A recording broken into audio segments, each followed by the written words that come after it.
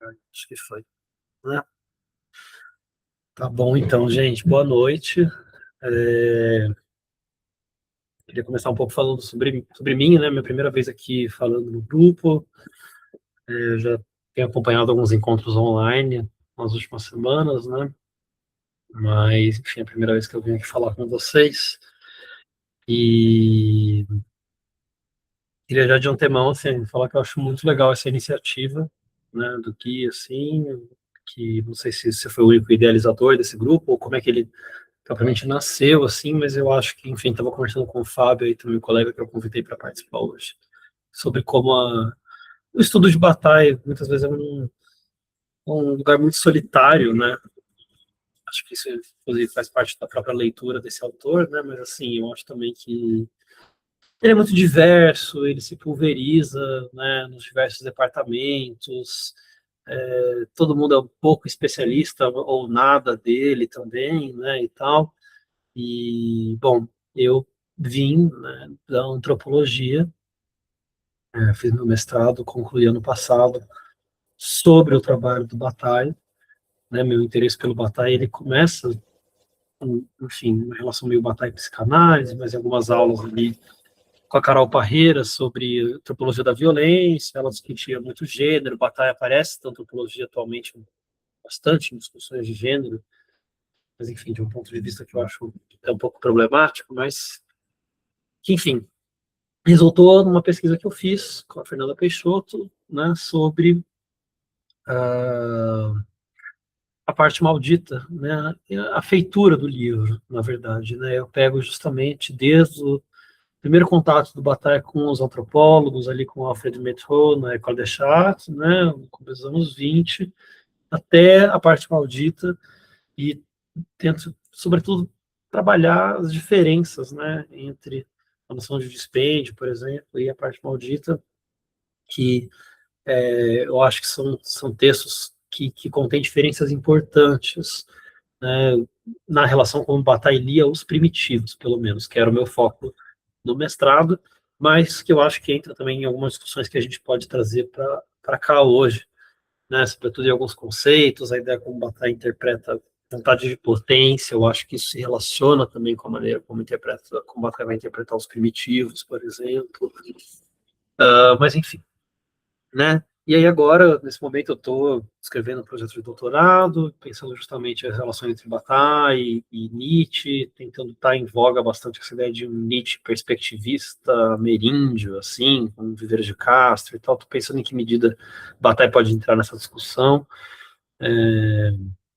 E, enfim, achei que esse daqui era um lugar bem legal, inclusive, para a gente trazer essa discussão sobre Nietzsche, né? Justamente. Já digo também que é isso, como eu venho da antropologia, eu não sou um expert em Nietzsche, né? Não sou da filosofia, na verdade, enfim, estou aqui, acho que aprendendo muito também, honestamente, assim, as apresentações sobre Derrida, sobre, enfim, comentando as questões de Kant, por exemplo, também me interessam bastante, e muitas vezes constitui novidades, assim, para mim, minhas referências, então já peço licença também, elas vão ser aqui nessa apresentação, algumas voltadas para a antropologia também, né, já que é o meu terreno mais familiar. É, mas, enfim, se tiver qualquer Nietzscheano aí, estudioso aí, estudiosa na plateia aí, quiser corrigir o que seja, sinta-se à vontade, né? Bom, falando então um pouco sobre o nosso texto de hoje, né, a gente vai falar da terceira parte desse livro, né, sobre Nietzsche, Vontade de Chance, que constitui, né, isso aqui eu estou usando a edição da Autêntica, né, o terceiro e último livro, né, da Suma Teológica, e foi finalizado junto meio que com a guerra, né, perpassando vários seus momentos, inclusive, trechos que o Bataille cita, o dia D, né, na Normandia, comenta muito sobre como é que ele experimentou a questão da guerra ali em Vézelay, né, como ele estava em exílio, né, trata um pouco ali do momento do seu isolamento, né, Bataille estava como que desempregado nessa época, né, sofrendo de de crises de tuberculose, né, enfim, comenta muito sobre a relação dele com a Diane, né, que vai ser a sua, que é K, né, que parece livre como K, eu não ouso pronunciar esse sobrenome dela, né, ela é russa, enfim, não consigo nem dizer, mas, enfim, é escrito sobre uma forma de diário, e que entra, né, na esteira desses trabalhos do Bataille sobre Nietzsche, né, que ele já vinha fazendo ali desde, né, da Cefal, mas, enfim, já aparecem seus primeiros escritos, né, tem uma passagem do Suriá que ele comenta uma carta do Bataille que ele diz que ele, depois que ele leu Além do Bem e do Mal, ele não tinha mais o que escrever, né, ele confessa essa relação de um pouco devoto, um pouco cúmplice do Nietzsche, né. Enfim, mas que não só, né, um texto de recepção do Bataille, perdão, de Nietzsche na França, né, da Scarlett Martin, recentemente, ela discute justamente também com o Bataille, ele, ele não só retoma Nietzsche, né, e faz uma espécie de recuperação de Nietzsche, que por conta da sua irmã, né, Elizabeth Foster, ela, né, tinha deturpado seus escritos, né, Bataille não só retoma ele totalmente avesso ao nazifascismo, mas também restabelece ele numa discussão em vários âmbitos, né? Tirando Nietzsche de um viés de leituras que eram muito psicologizantes, patológicas, tratavam ele de um ponto de vista excessivamente biográfico, né? E até mais. Né? Vai dizer Scarlett Martin, por exemplo, abre aspas, né, que as primeiras leituras de Nietzsche, elas tinham essa tendência de desprezar os aspectos contraditórios que as suas ideias podiam, porventura, comportar, né, procuravam impor uma espécie de coerência, e com isso, né, abriram campo para leituras políticas tendenciosas e seletivas. As novas interpretações, como as de Bataille, né, ressaltam aspectos irredutíveis do seu pensamento, não se limitando a constatá-los, mas dispondo-se a respeitá-los, né, fecha aspas. É um ponto muito importante. Hoje em dia, importantes intérpretes de Nietzsche, né, Stegmaier, por exemplo, chamam muita atenção para esse aspecto, que às vezes é incoerente do pensamento de Nietzsche, mas que justamente se relaciona um pouco também com o seu perspectivismo próprio, né, a relação que ele trabalha, as ideias de contradição e etc. Né? Enfim, bom, é justamente nessa medida que Bataille busca respeitar, né, o estilo e a proposta filosófica de Nietzsche, né, que o seu livro também assume de forma peculiar. Né, apesar do título sobre Nietzsche, né, Bataille se debruça pouco sobre o filósofo como comentador, né? Favorecendo, na verdade, mais um pensar com Nietzsche do que sobre ele. Né? Escrito sobre forma de diário, né? A gente vê ali, né, Bataille transformando em texto justamente aquilo que ele buscava, né, ao menos desde os meados dos anos 30, né, que é transformar a experiência do dispêndio em uma experiência de comunicação. Né? Essa forma fragmentada, axiomática, né, que aparece, é justamente também o que torna o texto, às vezes, difícil, inclusive, de discutir, né, algumas coisas. Né, eu acho que a gente pode falar bastante aqui sobre a questão da vontade de potência, que é onde ele vai mais diretamente ao Nietzsche, mas eu acho que é o único ponto, talvez, assim, né, o resto é tudo muito alusivo, enfim. Bom, menos do que discutir aqui, passagem por passagem, né, coisa meio impossível, muito maçante também, né, me pegar as minúcias do texto. Eu queria discutir, tratar da particularidade que eu vejo que esse livro ocupa na obra do Bataille, né, em relação aos seus trabalhos anteriores. E acho que, especialmente considerando que no próximo encontro já a gente vai falar sobre a noção de despesa, né, isso pode ser uma discussão bem frutífera, né, já que a noção de despesa é de 33, né, escrito 11 anos antes da publicação deste livro. Né. Por essa razão também, né, achei que seria interessante que o grupo lesse O Aprendiz de Feiticeiro, esse texto publicado ali em razão dos encontros do Colégio de Sociologia, né, e que apresentam apresenta algumas novas dimensões, eu vejo, né, da teoria batalhando do dispêndio, sua relação com os primitivos, etc. Né? Eu acho que é um tema bem interessante, que a gente vai poder discutir aqui hoje também, em relação com a discussão da semana passada. Eu achei bem interessante que você colocou isso, né? A maneira que você colocou, né? Seria toda a experiência de dispêndio, uma experiência interior, eu acho que isso é um ponto muito importante, né? Outra coisa também, né, essa ideia de que a partir dos anos 40 a batalha sai da ação e vai para a teoria, né? Eu acho que muitas vezes a gente faz uma leitura também um pouco contingencial, um pouco partindo do contexto, é a guerra, ele estava isolado. De fato, né, o contexto tem uma influência, mas eu acho que, mais do que isso, tem algumas alterações na maneira que ele pensa. Pelo menos, eu sustento essa ideia, né? A partir dos anos 40, a partir do início da guerra, na verdade, né? Que não é só ir para a teoria, mas é ir também para a meditação, né? É ir para, enfim, reflexões mais detidas sobre justamente o tempo, né? Que eu acho que é o ponto fundamental, talvez, da obra dele, né? Eu vejo Bataille como um grande pensador do tempo. Então, os primeiros filósofos que ele vai discutir é Bergson, enfim.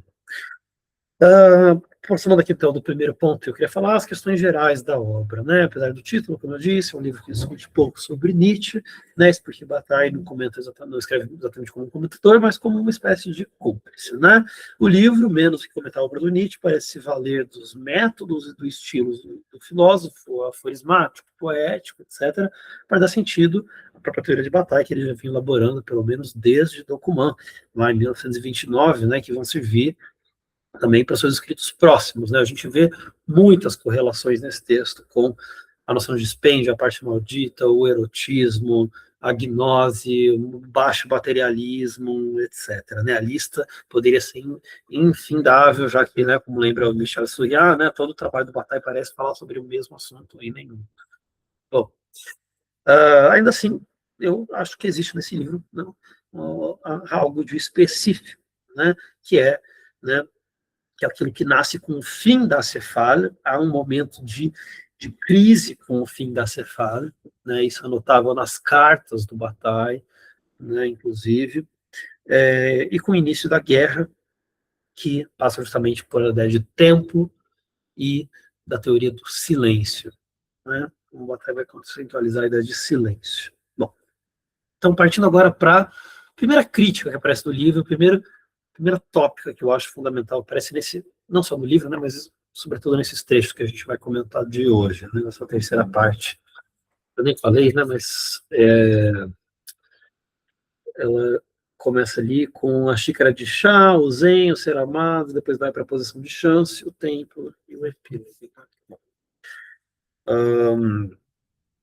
Como desbatar ele por volta da página 150, de novo estou com a edição da Autêntica, né, ele diz: uma atividade que tem por objeto unicamente coisas inteiramente mensuráveis é poderosa, mas servil. A liberdade decorre da contingência. Se ajustássemos a soma de energia produzida, a soma necessária à produção, a potência humana não deixaria nada a desejar, na medida em que ela bastaria e representaria a satisfação das necessidades. Em compensação, esse ajuste teria um caráter de restrição. A atribuição de energia aos diferentes setores da produção estaria fixado de uma vez por todas. Mas, se a soma produzida é superior ao necessário, uma atividade impotente tem por objetivo uma produção desmesurada. Né? Ele aqui está falando justamente, né, da ideia de dispêndio. Bom, seus alvos, aqui, já sabemos também, são, né, sobretudo, né, os economistas ingleses, como Adam Smith, Stuart Mill, né, mas também toda a metafísica que vai anteceder Nietzsche, né, desde Platão, Hegel, os próprios surrealistas, né, como Breton.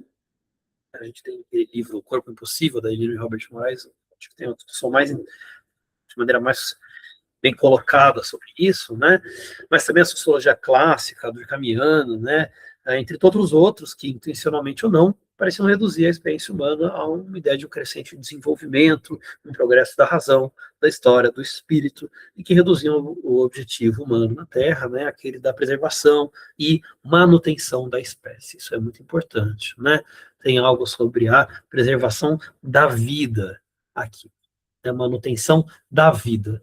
Né? O dispêndio por batalha é justamente a, a, a suspensão desse tempo, né, que se busca preservar. Né? Bom, a gente já falou disso bastante aqui no grupo também. Avesso essa formulação, né, Bataille sublinha, seguindo toda uma tradição de pensadores do século XIX, avessos ao avanço da democracia burguesa, né, o equívoco de se igualar a ideia de útil àquela outra de bem, bom, belo, moral, tal como faziam os ingleses. Né? Vejamos, por exemplo, com o que diz Dostoiévski, né, em Memórias do Subsolo, já em 1864. Né? Ali ele alertava, numa passagem que eu acho meio hilária, né? Dizei-me, abre aspas, né, qual foi aquele primeiro que declarou, que proclamou, primeiro, que o homem não comete vilanias, senão porque não se apercebe de seus próprios interesses, né? Essa era justamente a ideia desses economistas, né, de que os homens, com o tempo, perceberiam que o bem comum é o bem melhor para eles, né? E se tornaria, no mesmo instante, bom e honesto, pois, esclarecido pela ciência e compreendendo seus verdadeiros interesses, encontraria no bem sua própria vontade. Como está entendido que ninguém pode agir conscientemente contra seu próprio interesse, o homem seria, então, por assim dizer, colocado na necessidade de fazer o bem. Criança, criança pura e ingênua, mas dar-se-á que o homem, no curso desses milhares de anos, não agiu senão segundo o seu interesse?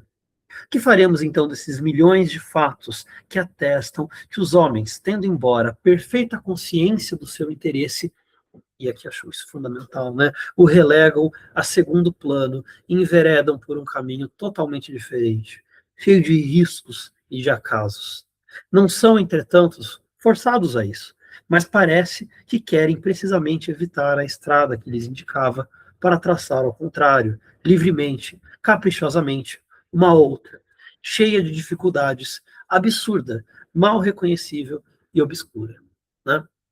Então, contra, fecha aspas, né, essa previsibilidade, né, da utilidade de Dostoiévski, né, mas os homens sempre se entregaram, eles sempre souberam o que era útil a eles, mas isso não mudava, né, essa vontade, esse desejo, né, de fazer aquilo que, inclusive, poderia muito bem eles fazer mal, né, por um imperativo, né, que eu tenho pensado como uma ideia de destino, mas eu vou chegar a isso depois, né.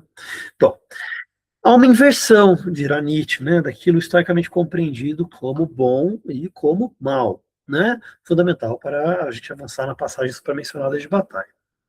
Como diz Nietzsche, né, antes, em Genealogia da Moral, né, nesse passado que, honestamente, eu nunca consigo entender muito bem qual é esse passado meio indeterminado que o Nietzsche fala, tem um quê de uma mitologia nietzschiana, assim, né,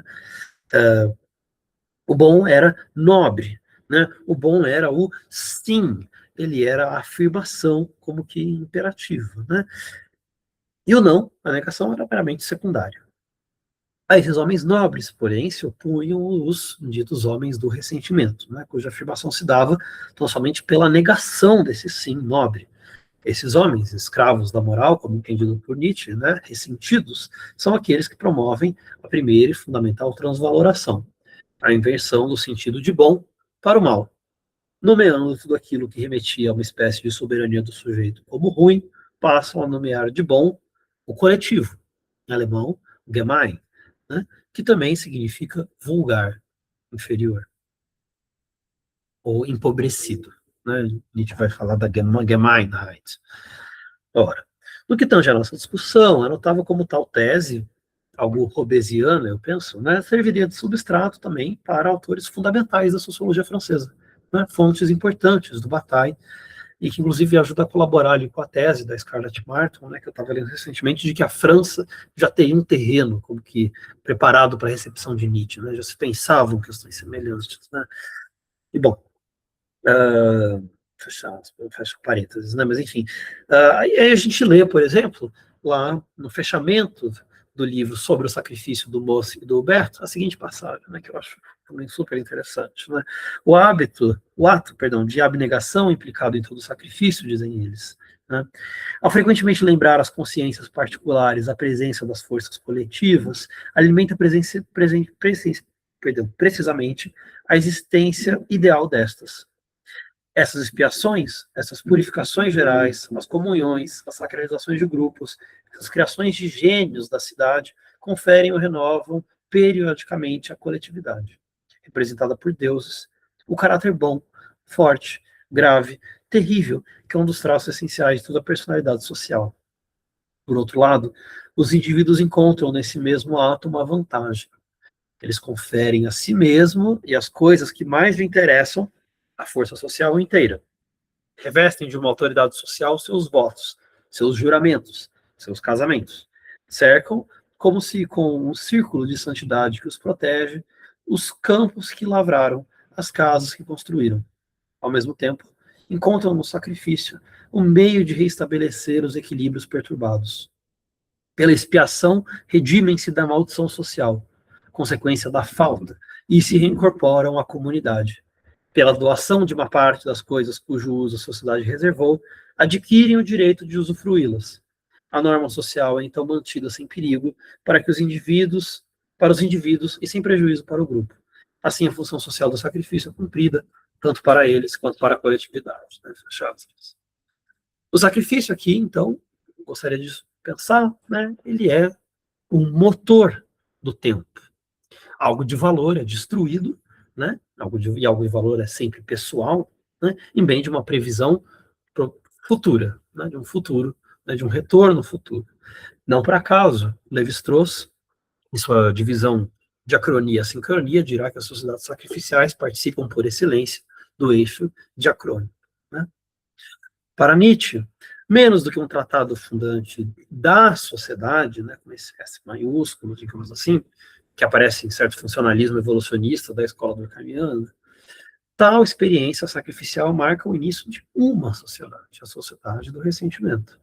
Normas, regras, regulações de todo tipo, que passam a dar conta e prever o tempo. Aqui nascia precisamente um tempo histórico. E histórico, obviamente, não no sentido genealógico que interessa a Nietzsche, mas de um tempo do ressentimento. Os homens que não esquecem, dirá Nietzsche em Genealogia da Moral, são os homens do ressentimento, né? Que registram a tudo, mesuram a tudo e preveem tudo. A tudo buscam uma justiça universal. Né? A moral nobre, dirá Nietzsche, por outro lado, é capaz de esquecer. Né? Isso é bem interessante, né? Se a gente pensar a máxima cristã, justamente, né? Perdoo, mas não esqueço. É uma inversão disso que aparece, por exemplo, também na antropologia, um trabalho super interessante, é A Morte e os Outros, da Manuela Carneiro da Cunha, sobre os Krahó, onde ela faz uma discussão justamente sobre os ritos funerários dos Krahó, enfim, comparado com as experiências do cristianismo. Tem uma palestra do Viveiro de Castro sobre isso também. Se interessar alguém, eu posso passar. Né? Bom, e daí justamente que Bataille dirá, né, ali na página 165, a neurose é o ódio do passado contra o atual, que deixa a palavra aos mortos. Bom, é contra essa experiência sacrificial algo rubesiana, né, que Bataille busca inverter certos valores e dar ênfase à dimensão não útil da experiência, uma dimensão em que o tempo se dissolva no instante, que não seja adiado. O tempo sem intencionalidade, né? E que em parte se assemelha com essa experiência soberana, né, dessa dita nobreza de Nietzsche. Né?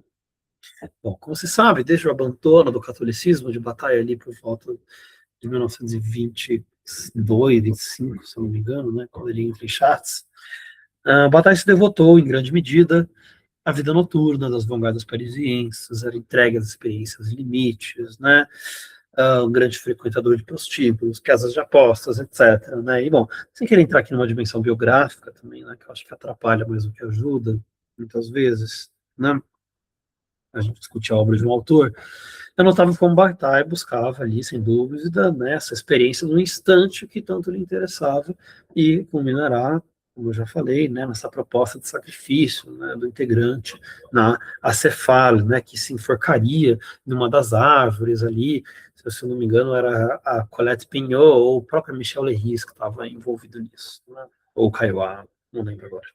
Bom, é... clara inspiração, né, ao tempo dos astecas, dos berserkers, né, que Bataille também menciona, né, do islamismo, inclusive, né, isso vai aparecer nos primeiros textos dele, ou de outras civilizações que fizeram parte de sua formação nos anos 20 e 30, é notável, como muitos comentadores, aqui eu estou pensando no Edmilson, da Federal aí de São Paulo, né, esqueci agora onde exatamente que ele dá aula, mas que, enfim, que comentam justamente haver aí, né, a maior presença de Nietzsche na obra do Bataille, né, nessa busca pelo mal, né, esse mal que é justamente a partir da inversão dos valores, né, aquele bem soberano de Nietzsche, né. Se a gente toma a ideia de chance, como etimologicamente Bataille traz, né, ali na página 101, da mesma origem, cadentia, que é chance, calhar, né, em que ele diz que a chance é aquilo que cai, que calha, que cai na origem boa ou má chance, é a contingência, ou é a queda do lado, a gente percebe mais evidentemente essa semelhança, né? Mais adiante, por exemplo, ele vai dizer, ali na página 133, sobre a chance e o risco. E ele vai falar, né, abre aspas, né, que o possível de fato não é mais do que uma chance, que não podemos agarrar sem perigo. A outra opção seria aceitar a vida morna e ver como um perigo a verdade da vida, que é a chance. A chance é um fator de rivalidade, uma impudência. Daí o ódio pelo sublime, a afirmação do terra a terra ad ungen, o temor do ridículo, dos sentimentos raros em que esbarramos, que temos medos de ter.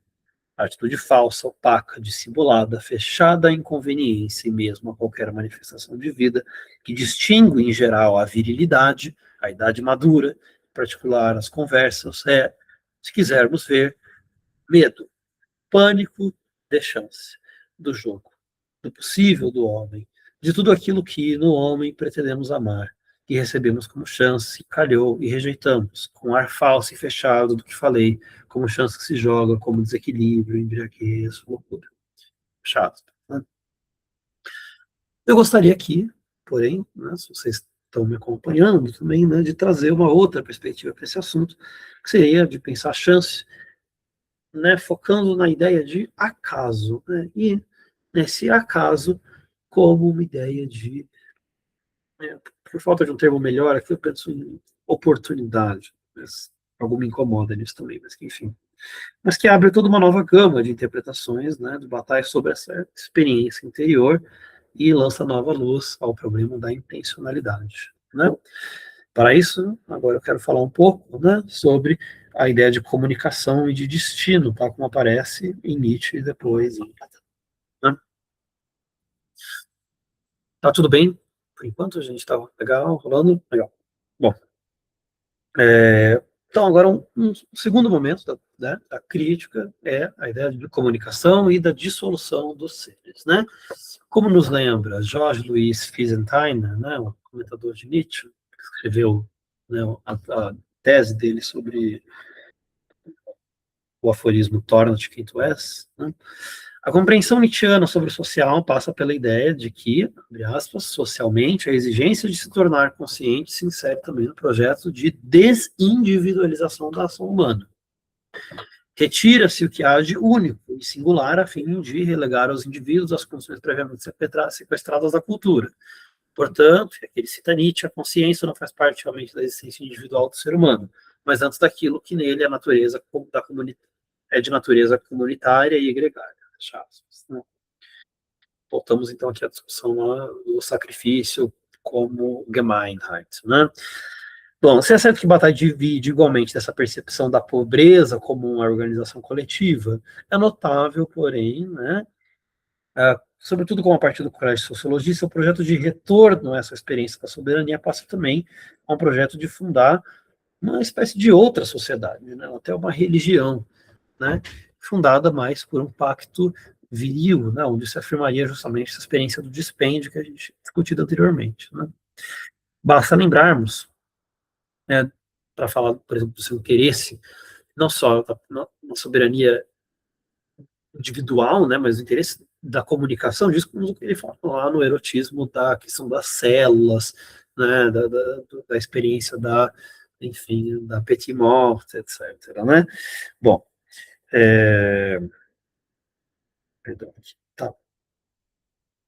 E, bom, como eu vejo, né, Bataille começa a se preocupar com esse problema da comunicação justamente por uma percepção de um certo limite, né, que a experiência do dispêndio parecia encontrar, né, sobretudo se a gente pensa, um pouco que eu penso que é como Bataille está lendo a ideia de vontade de potência em Nietzsche, né. Vejamos com atenção especial para o caso dos primitivos, que eu acho que servem de maneira ilustrativa para a gente pensar essa mudança, né. Bom, como dito, Bataille privilegia nos seus primeiros escritos a antiguidade, essa antiguidade imaginada como soberana, arcaica, pulsante, né, dos astecas, dos berserker, do potlatch, dos Quakiut norte-americanos, né? Não sei para quem aqui está familiarizado com o ritual do potlatch, né, mas ele é super importante, acho que o Gui pode trazer mais também, né, para a semana que vem essa discussão, mas é um ritual de desafio, né, de desafio de destruição, ele é muito interessante, né? Bom, aí que esses rituais que serviriam de base para pensar, por exemplo, sua crítica à,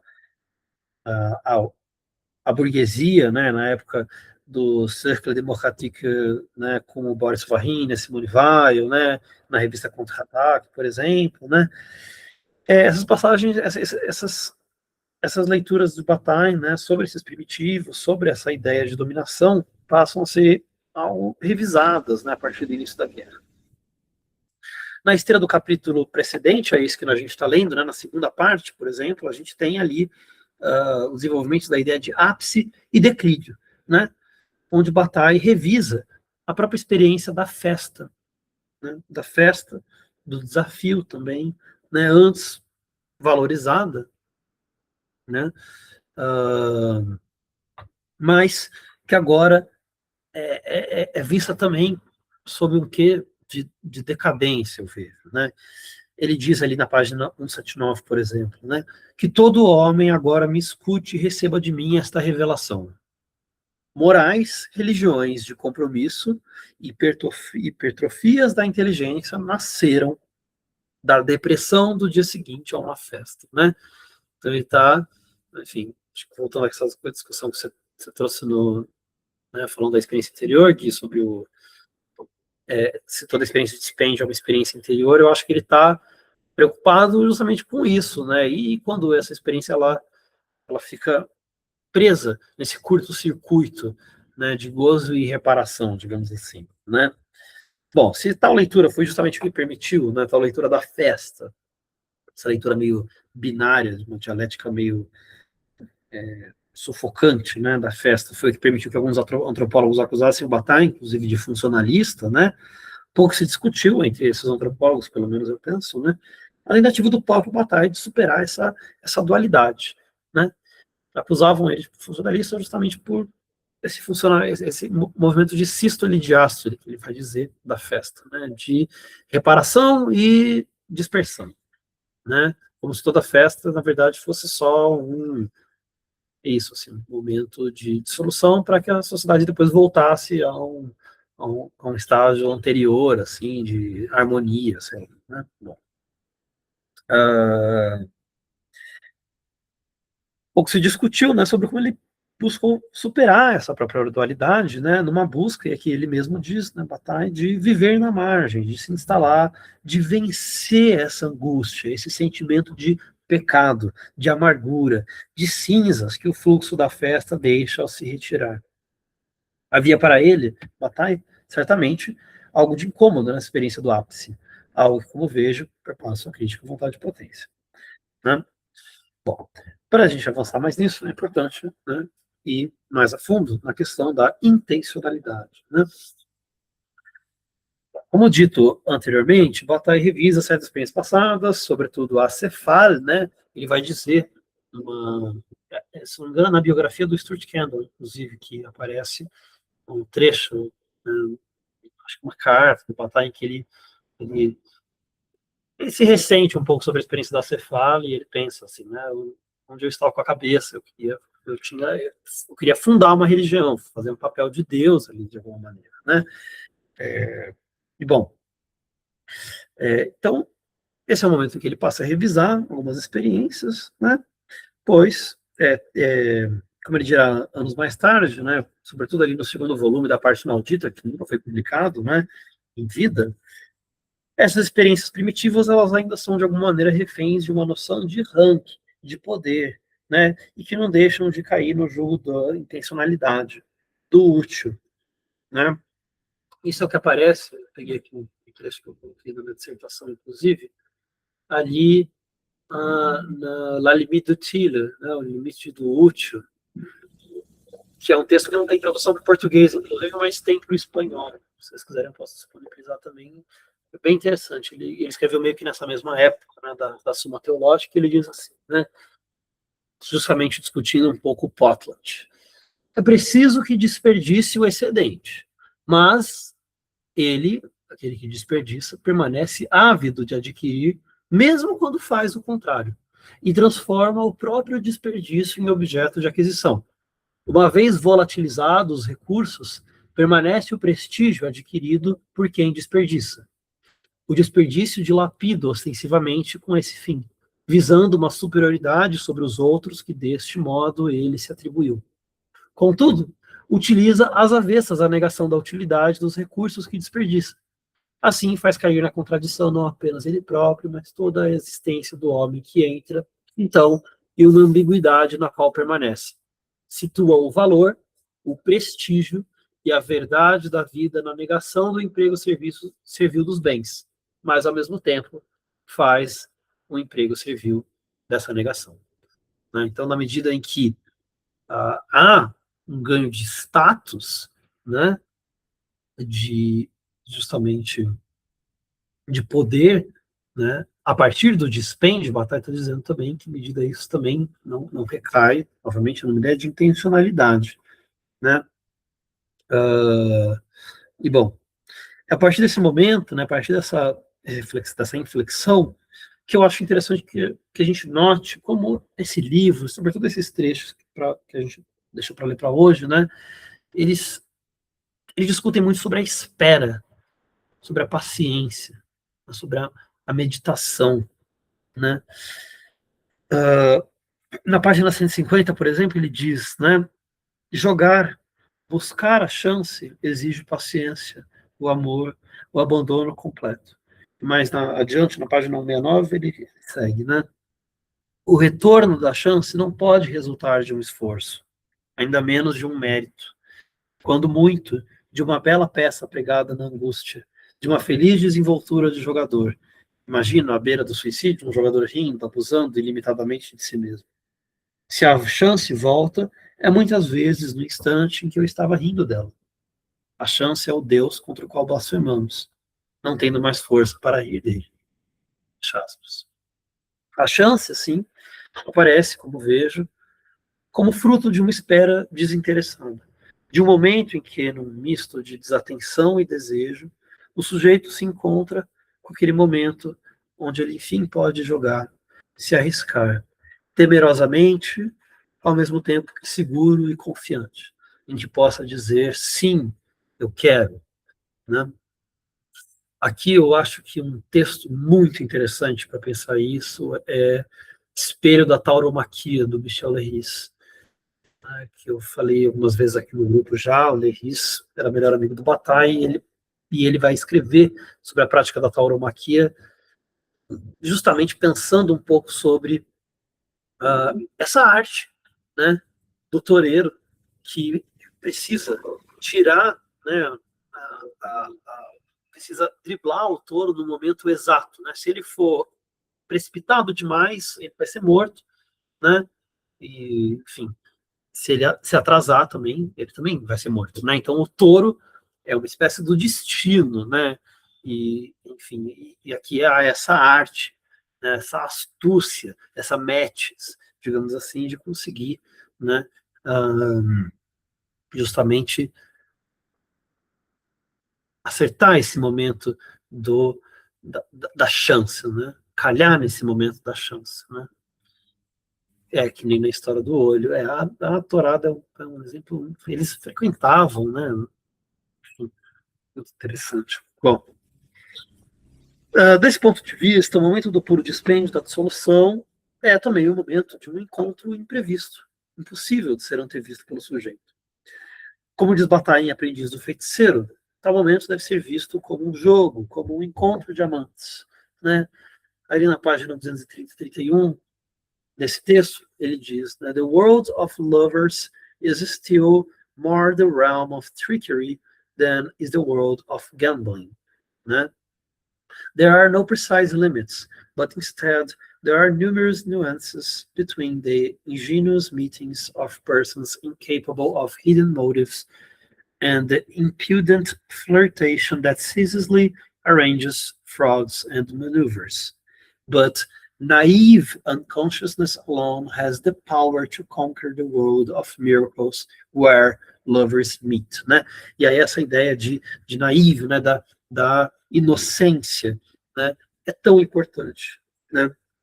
Então eu vejo, esse livro de Bataille, né, uma espécie de propedêutica da espera, né, em que ele pretende nos comunicar nesse livro. Contra a intencionalidade, né, cabe a ele tão somente sustentar uma posição de chance, né? Posição essa que ele nomeia justamente de quê? De angústia, né? A angústia ou ainda até a superação dessa angústia com o riso, né? Que também foi discutido um pouco no último encontro, né? Ao contrário então, do furor revolucionário que tomou conta de Bataille nos anos 30, os anos 40 marcam esse momento de grande suspensão do tempo, ou ainda do fim do tempo, né, do fim da história, quando queria Kojève, né? E nesse lugar bastaria só aguardar, né? E mais, né, estar à altura dessa espera. Não nomear a angústia era também o que ditava justamente Nietzsche para aqueles de espírito forte, né? Então, basta lembrar aquela passagem super emblemática do Nietzsche, né? O que as pessoas temem não é a dor, mas não saber de onde ela vem, né? E daí que as pessoas nomeiam a dor, né?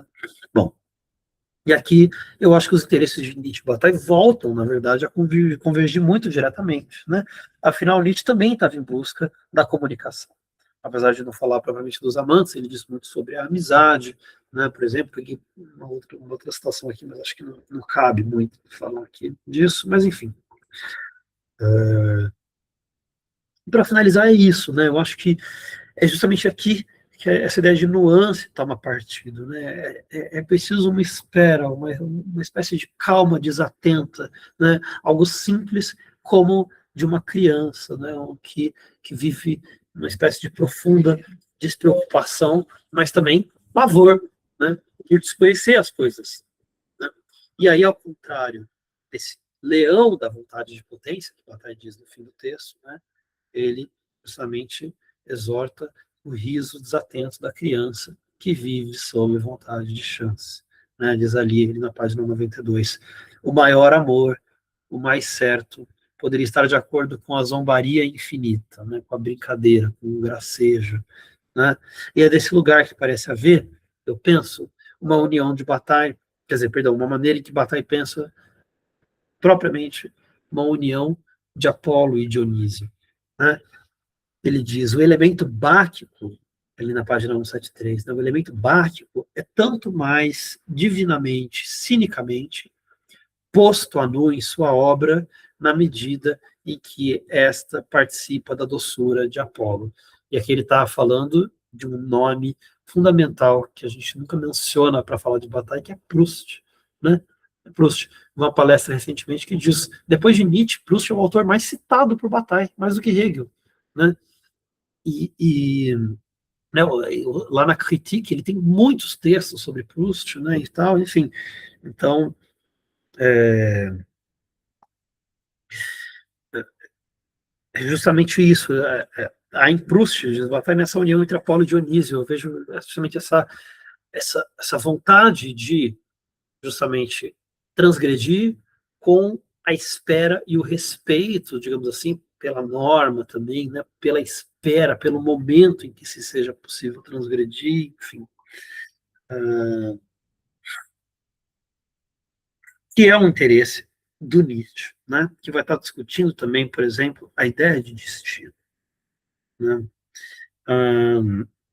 Bataille cita Nietzsche, inclusive, ali na página 131, 132, dizendo o seguinte, né, Por pouco que tenhamos permanecido supersticiosos, não podemos nos defender da impressão de que não somos mais do que a encarnação, o porta-voz, o médium de potências superiores.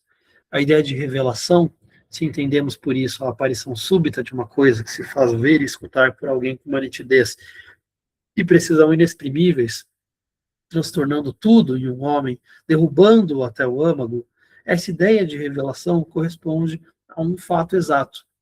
Ouve-se, não se procura. Recebe-se, não se pergunta quem dá. O pensamento fulgura como um relâmpago. Impõe-se necessariamente sob uma forma definitiva. Nunca tive escolha. É um arrebatamento que não, é um arrebatamento com que nossa alma tensionada demais se consola por vezes numa torrente de lágrimas. Maquinalmente, começamos a andar, aceleramos, diminuímos a velocidade sem perceber. É um êxtase que nos rapta nós mesmos, deixando-nos a percepção de mil frissons delicados que nos percorrem até os dedos do pé. É um abismo de felicidade que o horror e o extremo sofrimento não aparecem como o contrário, e sim como o resultado. A centelha da felicidade, como a cor necessária ao fundo de tamanho oceano de azul. Mencionando aqui Etzel Homo, né?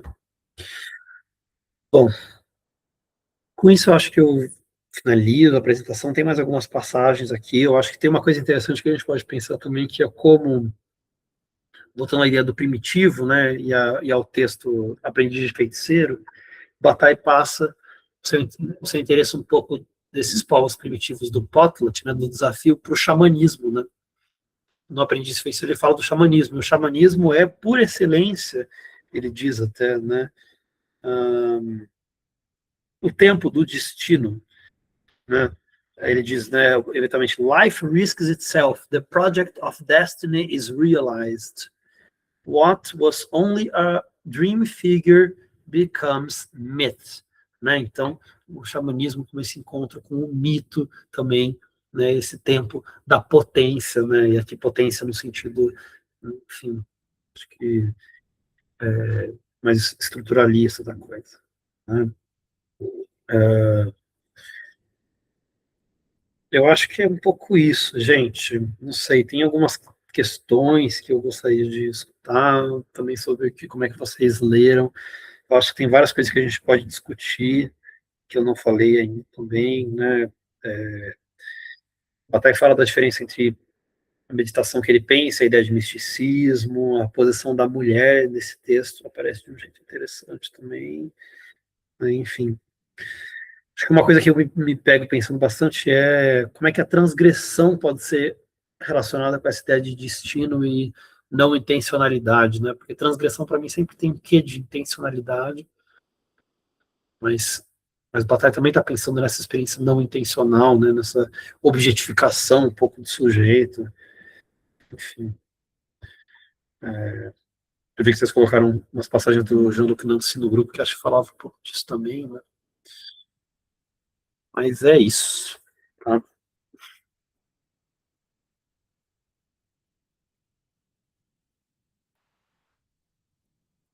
Muito bom, parabéns, Gabriel. Gostei bastante. Se não dar palmas, eu levantei a mão. Não sei como é que faz aqui.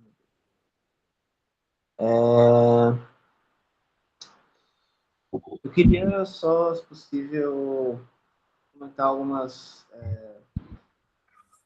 coisas que você trouxe e um pouquinho, talvez, do contexto, mais ou menos, do livro sobre Nietzsche.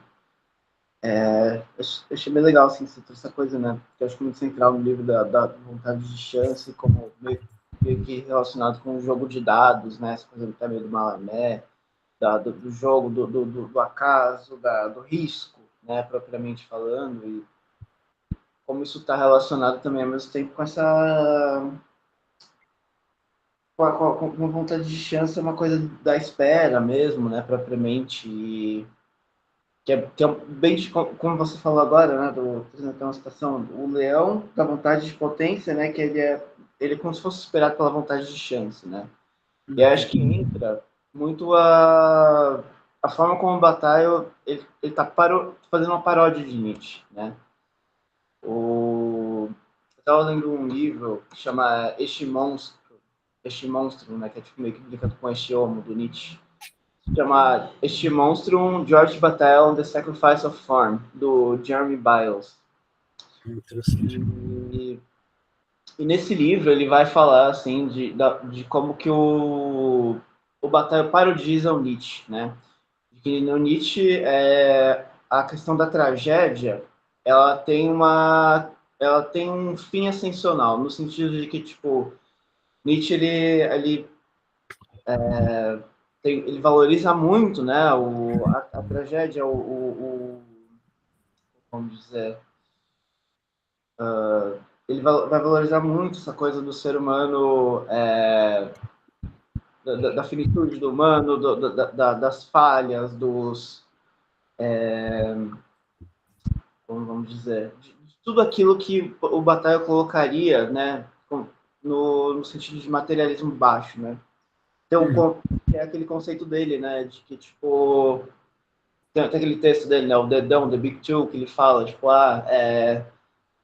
o dedão, né, ele tá sempre em contato com as coisas mais baixas, mais sujas, né, no caso do chão, e a cabeça é sempre aquilo, é a parte do corpo que está sempre voltado para o sol, para aquilo que tem de mais limpo, né, vamos dizer assim. E aí a questão do mais sujo em Nietzsche, como se o sujo em Nietzsche ele tem uma noção de passar pelo sujo para você sair disso, enquanto que no Batalha você mergulha no sujo, vamos dizer assim, né? Essa é uma das críticas, essa é uma das formas como ele mobiliza a crítica que a forma vai fazer, né? A leitura que o Batalha faz de Nietzsche. E é essa coisa, né, da paródia, né? Eu até trouxe eu estava preparando, oh meu Deus, agora, eu até peguei uns trechos desse livro, fui dando uma traduzida. Cadê? Meu Deus. Nossa.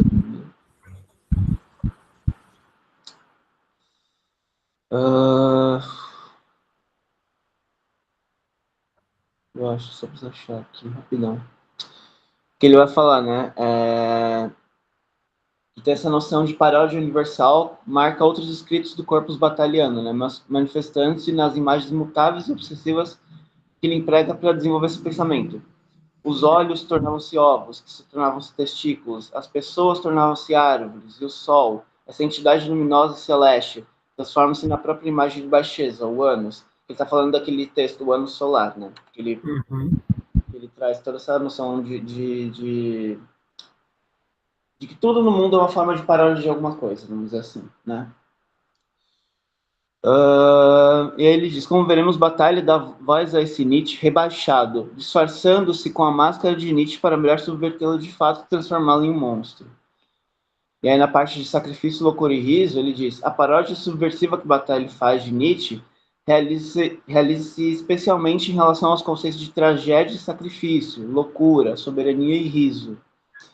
Para compreender o uso que Bataille faz desses conceitos, é preciso entender sua abordagem da tragédia e seu amplo emprego das imagens sacrificiais. Pois, embora Bataille examine a dinâmica da tragédia nietzschiana, ele o faz reiteradamente formulando a tragédia em termos explicitamente ligados ao sacrifício. E... deixa eu ver aqui. E aí ele vai falar, né, o aspecto principal da visão trágica de Nietzsche é o de superação que manifesta um recrudescimento da saúde de vida, algo próximo do que Bataille chama de uma concentração tendencial de poder. A noção batalhana de sacrifício revela um movimento quase oposto, retomando a destruição do princípio de individuação que Nietzsche procurou suprimir em sua autocrítica. Bataille descreve um movimento superficial que realiza precisamente essa destruição. A realidade individual do eu, da ipsidade, é justamente aquilo que precisa ser destruído para que se experimente o êxtase de um retorno à totalidade impessoal da existência. A necessidade do sacrifício provém desse desejo de reconduzir indivíduos descontínuos ao domínio sagrado da natureza contínua. Isso que já... Uhum. Não, mas é interessante isso o que você acabou de ler? Essa despessoalização, né? Tem o que de... É isso, de novo, de transformar em objeto, né? Eu gosto de pensar Bataille nessa relação com a antropologia, por exemplo. Primeiro, Bataille era um numismata, né? Ele era fascinado por objetos, né? O Fábio, não sei se você lembra a Júlia, ela fala muito disso, né? Bataille é um materialista no sentido muito forte do termo, assim. Ele está fascinado pelos objetos e como os objetos, enfim, as pessoas também são meio objetos, assim. Os objetos eles circulam, enfim, de uma maneira que vai muito para além justamente da nossa intencionalidade, de uma razão que a gente possa colocar e tal. Eu acho que isso é bem interessante quando a gente pensa nesse contato que ele tem com a antropologia, no começo da antropologia, que é uma antropologia que passa justamente muito pela colonização francesa na África, né, e pelas discussões de fetiche que se tinha então, né. E aí tem um debate super interessante que aparece tanto na pesquisa da Júlia Goiatá, né, mas também no meu mestrado, sobre como Bataille pensava com o pessoal da museologia ali nos anos 20, nos anos 30, assim, né, que é tipo, os caras estavam pensando em fazer um arquivo da humanidade, essa era a discussão, né, das grandes cabeças ali do século XX, porque eles tinham, e aí tinha uma ideia super de um humanismo predatório, assim, de que já que o colonialismo está acabando com os povos, então a gente precisa preservar eles. E o Bataille está lá com o Michel Leiris pensando, não, a gente tem que trazer esses objetos, ou não trazer, né, mas entrar em relação com esses objetos primitivos, ditos primitivos, né, tipo, na medida em que esses produzem um efeito de transe, esses objetos, eles também eles fazem parte desse tempo também meio do mito, assim, que também as pessoas também fazem, de certo modo. Enfim. É o lance da semelhança informe, né, das documentos, das imagens, né, que ele buscava trazer e relacionar, né, imagens de diferentes lugares, diferentes momentos históricos, acho que tem bastante relação nisso. Não, total. É que esse lance é que me pegou muito esse negócio da paródia, porque, tipo, enfim, tem um outro livro também que eu tô lendo, do Alexander Irving, que ele vai comparar o Bataille com a Simone Weil. E aí ele vai falar muito das palestras que o Bataille deu entre 38 e 39 no Do colégio dele. colégio? Colégio de Sociologia. Mesmo. E aí teve uma palestra que o Roger Calois ele ia dar, e no final ele acabou não indo, foi Bataille no lugar dele, né, sobre poder. E é onde ele vai... E é mais ou menos nessa época, ele vai começar a desenvolver, né, uma noção mais ou menos que ele vai falar, né, tem a noção de materialismo baixo, ele já vai ter abandonado, né, então ele vai estar nessa coisa de, tipo, ele vai desenvolver como se fosse uma mão direita e uma mão esquerda do sagrado, né, tem aquela coisa de que, tipo, o sagrado, né, no sacrifício, o sacrificante e o sacrificado, eles se unem. Só que aí ele vai trazer o exemplo de Jesus e Dianos, né, que era o padre que matou o rei e se tornou rei, depois foi morto também, né, que fala sobre esse... Diano, sim, que aparece no Fraser. Isso, esse mesmo. Rei da Floresta. É esse mesmo, Rex, não sei o que, esse mesmo. E aí ele vai falar de que, tipo, Jesus, tanto Sócrates como Jesus, né, eles foram mártires, né, quem sacrificou eles não se unificou a eles, né, não foi esse movimento sagrado. E aí esse movimento de sacrifício, ele produz a imagem do mártir, do herói, né, e aí isso vai fazer com que o Bataille comece a constituir essa coisa de, né, tipo, do sagrado de esquerda e do sagrado de direita, né? Parecido com a noção de materialismo baixo, mais ou menos. Né? E é muito interessante, porque nessa época ele vai meio que abandonar de vez o sacrifício como projeto, né? Tipo, ele vai dizer, não é possível mais, a humanidade não tem mais subsídio para para trazer qualquer tipo de ritual que volte a ter o sacrifício, né? Pelo menos o sacrifício de esquerda, né? Porque de direita, né, no caso, para pensar, né, o sacrifício Acontece o seria... tempo todo. Exato, exatamente. Ainda mais, né, com o Hitler, né, no poder e atacando, entrando em guerra e tal, né, enfim, Auschwitz e tudo mais. E aí é muito interessante porque eu queria chegar na questão da paródia, porque o Alexander Irwin ele deixa muito claro assim, que o Batalha meio que desiste do sacrifício como projeto e ele vai começar a pensar o sacrifício como um simulacro, né? Quais são as formas de simulacro de sacrifício, né? Quais são os sacrifícios que ele vai incorporando e parodiando, de certa forma. E o Nietzsche é um deles, né? Em alguma medida. O Nietzsche é uma das formas de operar esse sacrifício e essa paródia, né? E essa paródia já é em si um sacrifício. Uhum. É engraçado, eu li um texto do Stegmaier, né, sobre Nietzsche como destino e filosofia da humanidade. E, enfim, que os nietzschianos eles sempre interpretam o Nietzsche puxando sardinha para ele, né? Mas ele fala justamente que Nietzsche em Et Homo estava se parodiando já. Ele diz, né, justamente assim, vai falar tipo, porque são tão inteligentes, porque são sei lá o quê. Ele tá justamente brincando, assim, tipo, por que vocês me levam a sério, né? E eu acho que o Batai também, realmente, né, ele estava atento a isso, né? E quando ele diz, esqueçamos o senhor Nietzsche, né? Como abre aqui o texto, né? E no fundo, como ele se interessa justamente por essas figuras do esquecimento. Eu acho que é aqui que eu acho que era importante também sublinhar, né, nessa discussão sobre o tempo, como contrário, enfim, não mais que a gente pensa hoje em dia, né, esses, sei lá, esses CEOs aí que fazem transfusão de sangue, de vida eterna, tipo, o Atari está buscando, tipo, na verdade, ou essa ideia de Marte, justamente, né, a ideia de esquecimento, né, as referências dele também buscavam um pouco isso, né? Então, o Marquês de Sade mesmo, uma figura que morre sem saber que a sua obra se tornaria um cânone, qualquer coisa do tipo, na verdade, né, ele nem a obra do Marquês de Sade, se eu não me engano, 120 dias não estava perdido ainda, né, quando ele morre. E ele pede para um criado dele jogar as cinzas dele, tipo, no meio de um canto qualquer da floresta. Assim. Então, tem um desejo de apagamento, né? Um desejo de se esquecer. Porque, no fundo, é assim que de fato, se encontra, parece, né? Se encontra com o quê? É isso que eu tenho pensado muito ultimamente, com essa ideia de destino, né?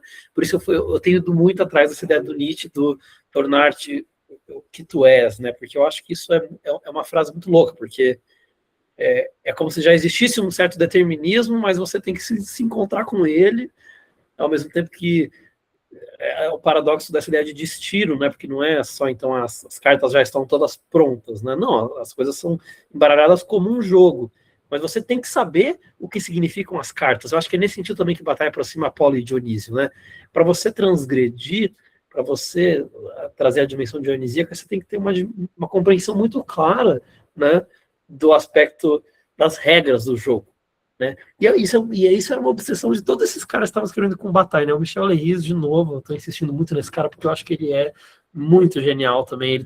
O livro dele, a grande autobiografia dele, se chama Le Règle du Jeu, né? A regra do jogo, em que ele escreve tipo, 6 volumes de autobiografia sobre ele mesmo, e no fundo é uma grande tipo, exegese de si, assim, de tipo quem sou eu com o mundo, né? E com o mundo que me determina e etc. E tal. E eu deixo de sugestão também aqui um texto, já que você falou do Colégio de Sociologia, traduzido pela nossa colega aqui da antropologia, que eu mencionei várias vezes, a Júlia Goiatá, que é O Sagrado na Vida Cotidiana. Gente, esse é um dos textos mais bonitos que eu já li, acho, assim. É lindo, tudo do Michel Leiris é lindo, inclusive eu acho o Leiris, assim, o Bataille que, tipo, que foi mesmo, assim, sabe? Que o Bataille tá aí, ele fica lá falando, assim, o que que é? O que que é a experiência interior? O Leiris, ele só escreve, assim, é muito louco, assim. Você pega, ele tem o livro lá dele, A Idade Viril, tem, inclusive, lá na Floresta Fernandes. Esse livro é o melhor livro que eu já li, talvez, assim. Que é uma espécie de autobiografia, assim, também. É tipo... é uma literatura, você lê se comunicando. Assim. Bataille, ele é muito angustiante de ler, né? Assim, porque ele escreve que nem um filósofo, mas ele odeia ser isso ao mesmo tempo, né? Tipo, Pô, gosto pô, muito. eu acho que vim apresentar um texto do Michel Henry, cara. Sabe que, como eu disse, né, o CID, ele é, tipo assim, ele começou como um grupo de estudos de batalha, mas eu quero, tipo, quero trazer mais, assim, tipo, essa galera, tipo, Klossowski, sabe? Eu, inclusive, estou para apresentar a Moeda Viva lá para novembro, mais ou menos, né? Acho legal, acho legal. Porque realmente, o Calói também é muito foda, assim, já li algumas coisas Sim, dele, ele é muito interessante. Blanchot, bem. o Blanchot ainda é mais tardio, né? Não pegou essa época, assim, mas também era muito amigo do Bataille, né? E também foi Uhum. interessante. A coisa que o Bataille É, o fez. Arthur também, né? Arthur é uma figura que eu acho que, para pensar esses primeiros textos do Bataille, a relação dele com o surrealismo é legal, né? Enfim. Um pessoal que discute bastante Bataille na filosofia que eu sei é o pessoal do Fabrini, né? A galera lá da estética. Eles até fizeram, né, os 100 anos de surrealismo, convidaram a Eliane Robert Moraes para falar, acho que foi em 2024, isso. Teve uma palestra dela super interessante, inclusive, que ela fala uma hora assim sobre o dispêndio, né? O excesso contra justamente essa ideia, né, de que o dispêndio é sempre se entregar para as loucuras e para essa embriaguez enlouquecida e tal, assim. Né? Aquela palestra, por exemplo, lá do de Colômbia, né, que a gente estava falando outro dia no grupo, lá que tem o Denis Ollier e tal, assim, tem um cara que ele fala, porque eu tenho o Tim Jim gosta de pensar batalha para falar sobre bareback, sobre as práticas de bareback, e aí tem uma moça lá que ela fala, eu não sei se é isso que está querendo dizer, essas práticas excessivas e tal, e aí a Irene Robert Moraes, ela fala, o excesso, e eu acho que ela está citando o Barthes, inclusive, assim, o excesso, ele pode ser excessivamente pequeno também, ele pode ser excessivamente simples, na verdade. Né? Tem uma batalha, você pode ter isso, ele é muito econômico, né? Ele escreve isso em fragmentos, tudo é um pouco simples ao mesmo tempo. Né? É engraçado isso. E para quem entende o que ele está falando, você lê um texto, você entende quase todos, assim, né? Muito louco isso.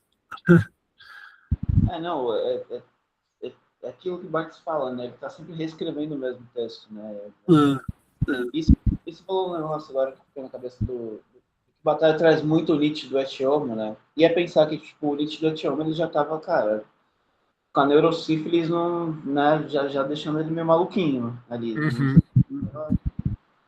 Já tava num estágio assim, meio avançado e tal. E é muito louco porque o Batalha ele mobiliza justamente muito desse Nietzsche, né? E é, encontra o Nietzsche do super-homem, né? Tanto que tem um texto dele, tá no, naquele... exatamente. Oi? Não, exatamente, exatamente. Tem um texto dele que é. Puta, peraí, deixa eu achar aqui o nome. Que tá naquele livro Visions of Excess, que tem esses. São esses ensaios dele dos anos 30, né, em especial. Que é. Cadê? The Old Mole and the Perfect Stir in the Words Surhomme, Superman, and Surrealist. Que ele vai criticar o do surrealista com o super-homem, né? E aí ele vai, tipo, meio que. Porque é isso, né? Ele tava disputando a imagem do. Esse processo de, tipo, de tirar o Nietzsche da. Como você até comentou, né, no começo. Dessa imagem fascista do Nietzsche, né? Que foi muito alimentada pelo revisionismo da irmã dele, da Elizabeth, né? Então, realmente, assim, tem o Nietzsche do Bataille, acho que esse acho que é o grande ponto, assim, né? É a grande questão, eu acredito, pelo menos. Bem, alguém quer comentar, falar mais alguma coisa? Não sei. Como é que vocês estão aí, gente? O que vocês.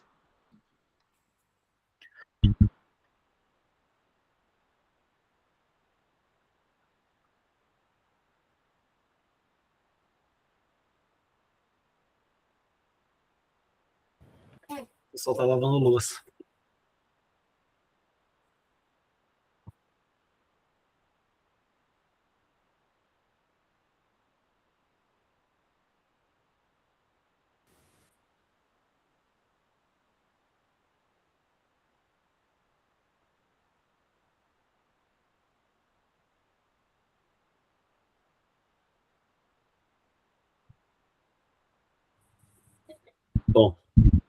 Não sei se a gente pode, talvez, encerrar hoje mais cedo, então...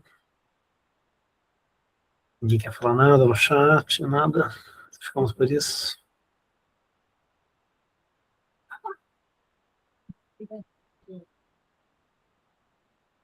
Ah, é o Fábio.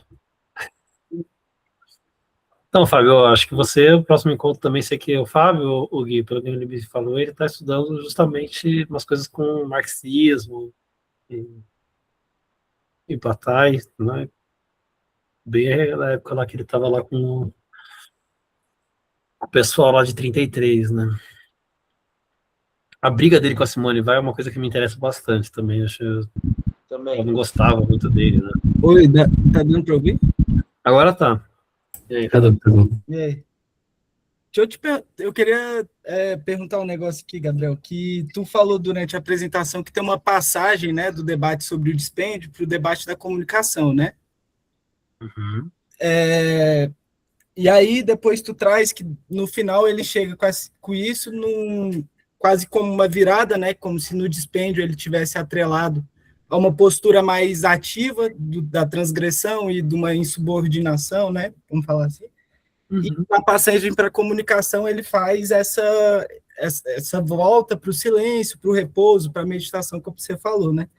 Eu queria entender assim, se tipo, porque isso eu vejo muito atrelado à leitura que o Bataille vai fazer do Hegel, não do Hegel do Kojève, mas, sei lá, essa retomada das suas próprias leituras daquele Hegel inicial, marxista, nananana, ali da crítica dos fundamentos da dialética hegeliana, como tentando retomar aquele conceito de negatividade sem emprego.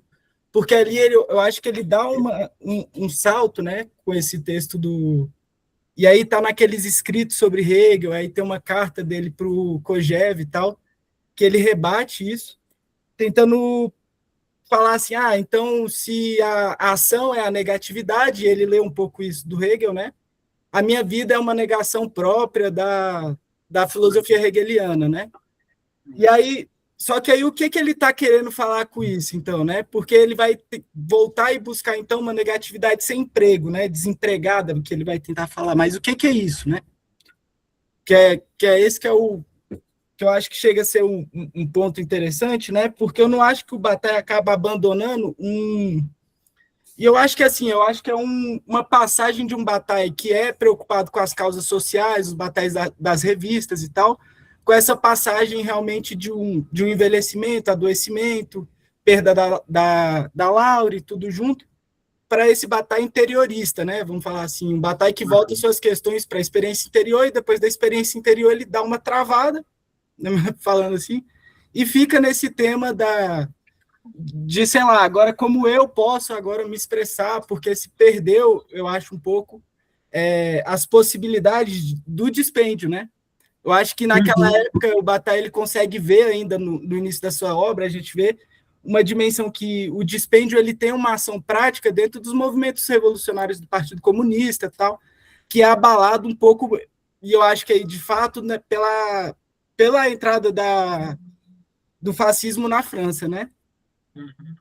E aí, o que eu acho, assim, que tu colocou como problema ali, eu achei bem interessante esse jeito que você colocou, né, que como convive, então, esse batalha da esperança e da transgressão, né, eu acho que Uhum. ele acaba meio que aceitando um pouco, né, assim, esse lugar do debate do Hegel, né, que, então, se eu for ter que fazer uma ação, isso vira um outro projeto, né, Uhum. junto com essa ideia também de uma finitude das impossibilidades do capitalismo de liberar essas margens de dispêndio, né? Sei lá, tipo, depois destruído pelas guerras e tal, o Bataille ele é obrigado a fazer esse movimento de ascese, né? Uhum. Sim, eu acho que tem muito esse impacto realmente dentro da obra do Bataille depois sei lá, dessa passagem do Hegel, né? E aí eu queria ver isso, porque esse é o primeiro ponto, né? Como que o Hegel entraria nesse teu problema de tentar fazer essa passagem do problema do dispêndio para o problema da comunicação, como se fosse um modo de fases de leitura do Bataille, né? Uhum. E mais uma coisa, cadê que eu queria perguntar? Agora eu perdi aqui, peraí. E aí, por exemplo, eu perdi, mas eu lembrei outro aqui, que eu estava olhando aquelas anotações, que é a questão do sacrifício, né? Que você vai falar da questão do tempo e tal. E eu acho que é um pouco nessa mesma margem do que eu estou falando, assim, dessa perda de possibilidade social, de realização para, sei lá, de um movimento como o Bataille sonhou, revolucionário, com as revistas que seja, né, e tal. Que o sacrifício, né, assim, ele seria o motor do tempo, de um tempo que ele próprio foi anulado, né? Tipo, porque talvez isso na lógica moderna, porque talvez não era dado dos mesmos termos como era na guerra indígena, né? Aí eu lembro do texto do Viveiros lá com a Manuela, A que é Manuel, aquele. sobre o Tupinambá. Sim, então, que aí vai dar o termo como uma temporalidade da vingança e tal, então Uhum. aproximou um pouco dessa leitura, né? Uhum. Só que tem um elemento do sacrifício que ele é a própria negação da temporalidade, né? Que é entrar no tempo do sagrado, né? Uhum. Vamos falar assim, tipo, dessa ideia de uma temporalidade linear e tal, e muito do debate filosófico circunda sobre a delimitação do tempo linear, né? Tipo, e aí eu queria que você pudesse comentar um pouco sobre essa entrada com Bergson, porque realmente é um dos autores que ele tem primeiro contato. Aí tem lá no tomo 12 aqueles empréstimos do Bataille, né, dos livros, não sei se já viram essa parte, né, que tem lá no final o negócio, e é um dos livros que fica com ele por mais tempo, assim, e ele é pouco... nunca vi isso, que brisa. Tipo, ele pega no início, ele fica uns 24 anos com esse livro, assim, sem devolver, pô. E não é um livro tão citado, né, assim, você vê Bataille falar de Bergson vez ou outra, ele mal né? cita ninguém, né? Impressionante. Cara, ó, não sei, eu vou deixar um pouco desejando, assim, aí nessas perguntas, porque eu não manjo muito, não manjo nada de Bergson e manjo menos ainda de Hegel, talvez. Mas, assim, comentando algumas coisas. Bom, primeiro eu acho que a gente está justamente pensando aqui no grupo em ler, né, a teoria da religião, e eu acho que essa pode ser uma leitura coletiva muito interessante para essas questões, porque é o livro, digamos assim, mais hegeliano do Bataille, talvez, né? E ele escreve depois, né? Ele escreve a teoria da religião, acho que é de 47, né? Então, assim, mas eu sempre pensei, porque ele termina a parte maldita, né, falando sobre consciência de si. Eu lembro que isso me pegou muito, assim, quando eu li, sabe? Então, assim, ele está falando sobre, por exemplo, a doação de riquezas, né, dos Estados Unidos e da União Soviética para países de terceiro mundo ali, e ele está querendo pensar isso justamente como tipo um propulsor de potlatch moderno, digamos assim, né? Só que ele está pensando tipo assim, mais tipo para que isso funcionasse é preciso ter uma compreensão da consciência de si. É preciso tipo, que atingisse uma consciência de si, tal como ele pensa, né? Que aí eu acho que não é como Hegel pensa, né? A consciência de si, justamente eu acho que esse momento de mais dissolução, na verdade, não de só reconhecimento, assim, né? E aí a questão da troca, né? Por exemplo, eu acho que assim eu tenho pensado nisso também, né? É difícil entrar com a questão da Manuela Carneiro da Cunha e do Viveiros, porque eu não sei se eles pensam do mesmo jeito, assim, tipo. Primeiro que assim, o Bataille ele tem uma leitura bem enviesada, né? Do potlatch, né? O potlatch, ele é um ritual que, como o Bataille pega, vem das leituras lá do Boas, que já é um potlatch muito violento, digamos assim, né? Ele está muito diferente, por exemplo, do Kula da Polinésia, que era um ritual também de troca e também de desafio, mas que não tinha tanto um caráter desse status que eu estou falando, né, que eu mencionei, de ranqueamento, de hierarquia, de poder, etc. Né? E o Bataille vai ler o Primitivo primeiro sobre essa chave, né? E eu acho que o Bataille ele é bem hegeliano, na real, assim. Inclusive tem um texto do Vieira de Castro que lembra por que o Deleuze não gostava de Bataille e passa por um certo desconforto do Deleuze com a ideia de transgressão em Bataille. E eu acho que cai um pouco nisso, como o Nietzsche do Bataille, ele é um Nietzsche ainda bem hegeliano, digamos assim, mas eu acho que porque o Bataille, ele não abandona, eu acho que isso é o que a gente pode pensar quando a gente for leitura da religião, eu acho que ele não abandona a ideia de um desenvolvimento do espírito, só que o espírito, tipo assim, tem um quê de, tipo assim, o primitivo, ele tinha um elemento fundamental da contradição, mas ele não conseguia superar esse elemento, e aí a gente passou para a mentalidade moderna, e é justamente dentro de uma dialética desses dois termos que a gente vai chegar numa consciência de si, que é essa consciência do estado de não eu, do não sujeito, da dissolução do ser e tal. Então, eu acho que ele tem um quê de, tipo, ainda ver no primitivo uma espécie de margem de superação, né? Tem um trecho que eu peguei Isso é uma coisa que eu tive super dificuldade de tratar na minha dissertação, inclusive, como falar de batalha na antropologia, sendo que ele tem proposições que ainda são muito antiquadas. Tem uma parte no Limite do Útil, que ele escreve justamente nessa mesma época também, né? Que ele fala assim. Deixa eu ver, eu tô com o texto aberto aqui. É de qual época esse texto do Limite? O Limite do Útil é de 43, eu acho. E ele escreve assim: certo é que o homem relativamente desocupado, pelo menos pouco preocupado com as obras, é ótimo essa construção, mas enfim, de quem fala a etnografia e a história, também não é um homem acabado. Não é um homem acabado. Eu acho que ele está querendo pensar que é isso. E o que é esse homem acabado? Esse homem acabado, eu estou pensando, eu acho que é o homem da experiência interior. Eu suspeito, né? Não sei, assim. E por que ele não é o homem acabado? Eu entendo que é porque ele justamente ainda está preso, né, na dialética da festa, no limite da dialética da festa, no limite da dialética do dispêndio, tal como ele colocava ali nos anos 30, no limite do problema do ranking e tudo mais, né? A minha preocupação tem sido se esse batalha mais do xamanismo, justamente, já não pode ser um batalha que está convidando os povos ditos primitivos para pensar um pouco para além dessa dualidade, sabe? Tipo, se o Bataille é interessante, não é justamente esse Bataille do xamanismo, porque o Bataille do...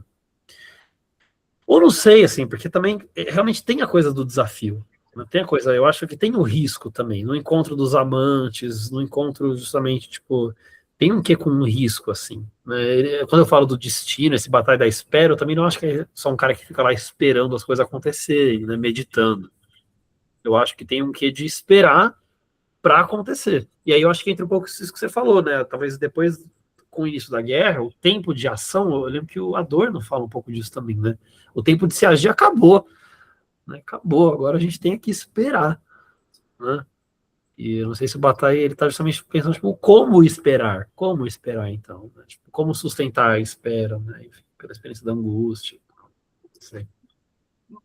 Mas a entrada que tu vê, assim, então, de, por exemplo, crítica da, vamos falar assim, em termo mais geral, da economia política, que o Bataille vai fazer, voltando para os povos primitivos,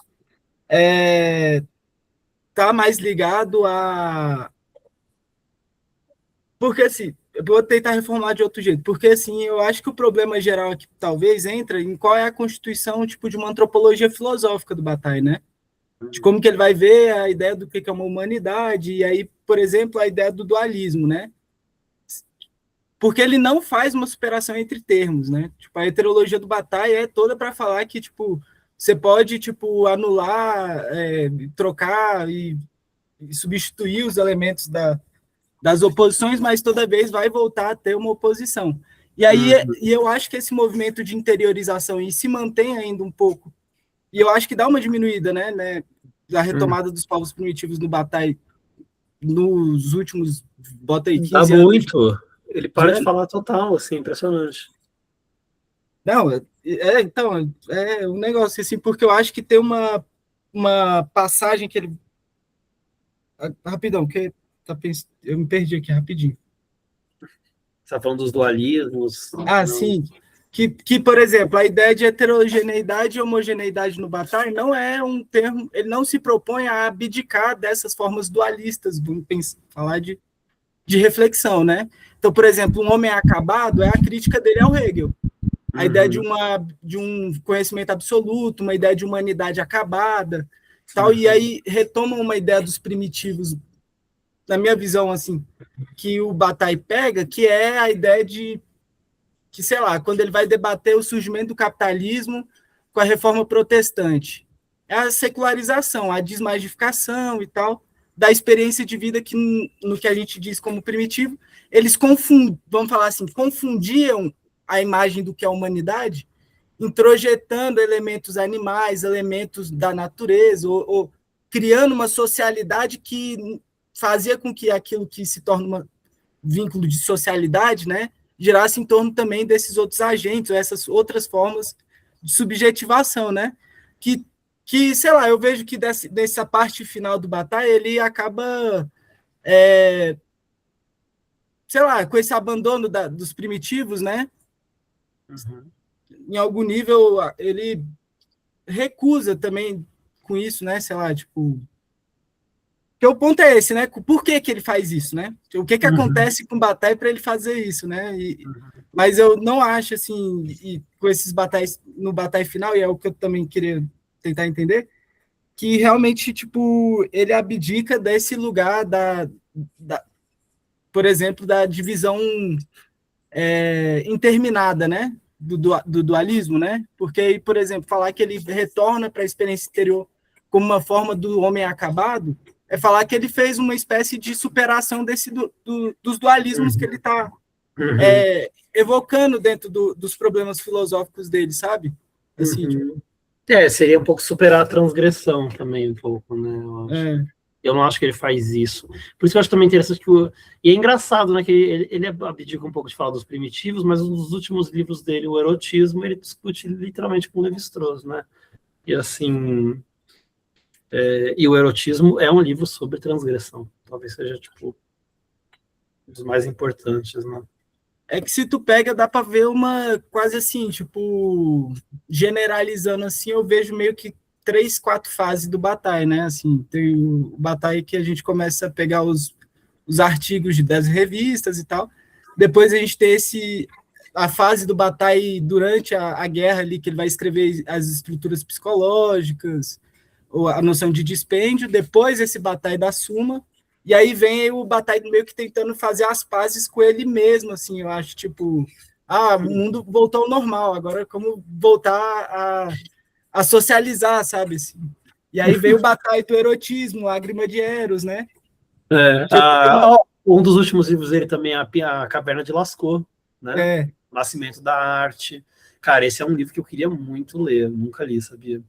Essa ideia da teoria da religião eu achei muito boa. Assim, quando eu peguei assim para começar a estudar o Bataille, com o meu orientador mesmo, é o que eu estou hoje ainda, eu falei, não, eu quero ler teoria da religião, porque eu queria muito estudar religião. Então, não, esquece isso, tem nada a ver com religião, vai estudar primeiro Hegel e tal, é o mais difícil. Pega depois. Aí ficou Nossa, assim. É muito difícil, me fudi lendo esse livro aí. É um dos mais difíceis dele. Eu acho que a experiência. O livro ficou mais difícil, né? Eu acho, a teoria da religião. Ele não acha tão difícil. Eu acho muito. Eu acho difícil também. Eu achei ele um dos mais tranquilos. É um ensaio bem. Eu gosto muito da conversa que ele tem com o Eliade no final, né? Porque o Eliade dá umas. Não sei se vocês. Tem, né? Porque é uma palestra. Esquema geral, dando, né? Esquema geral da teoria das religiões, né? Que aí tem um debatezinho. Né? No final. Que o Eliade meio que bota na parede, assim, né? No geral. É bem interessante. Nossa, eu pessoalmente já estou muito feliz, tá, gente? Assim, acho que eu nunca conversei com um grupo de pessoas, tanta gente tinha tanta referência em comum, assim. É muito angustiante, onde quer que eu ia, eu era o maior especialista em batalha, ao mesmo tempo eu não sei nada, entendeu?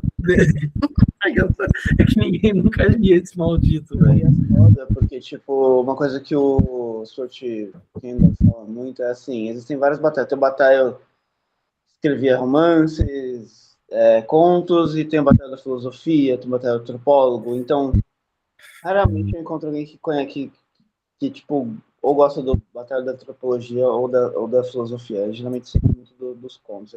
A história do olho, Madame Eduarda, não sei o que história. Então, esse grupo, na realidade, foi para trazer esses textos que são meio de margem, assim, né? Porque a galera...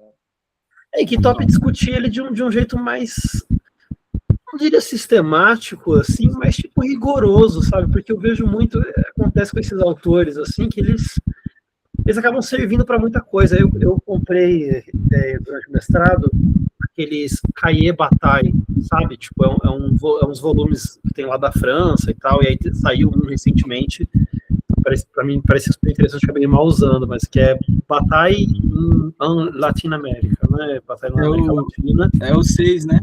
É o 6. Se vocês quiserem, inclusive, mano, digitar ali, só porque não tem em lugar nenhum, cara. Eu tô louco atrás. Eu paguei, tipo, assim, 500 conto nessa porra. Mas, enfim. Eu tenho uns 2 desse volume, assim, que é isso. Os franceses são muito rigorosos, né, com isso de acesso, cara, aos livros. É muito impressionante, assim. É difícil de achar coisa mas isso é Libigem, assim. Eu acho que, assim, no geral, é meio surpreendente, porque você olha, tem os grupos formados de vários pesquisadores, né? Assim, até, vamos falar, os mais malditos, assim, como Bataille, tipo, um Deleuze é muito forte no Brasil. Pô. Você tem uma tradição que tenta fazer um trabalho de leitura própria do autor, pensar o que ele próprio está pensando, né? Assim, sei lá, revisar o que a gente acha que ele falou, um pouco isso, né? E no Bataille é uma decepção, cara, assim. Muito. Eu fiquei muito assim, as pessoas pegam umas aproximações, assim, nesse Batalha na América Latina, é tipo, Bataille a arte de Denilson Baniwa, por exemplo. Acho que vocês podem te interessar, justamente, assim.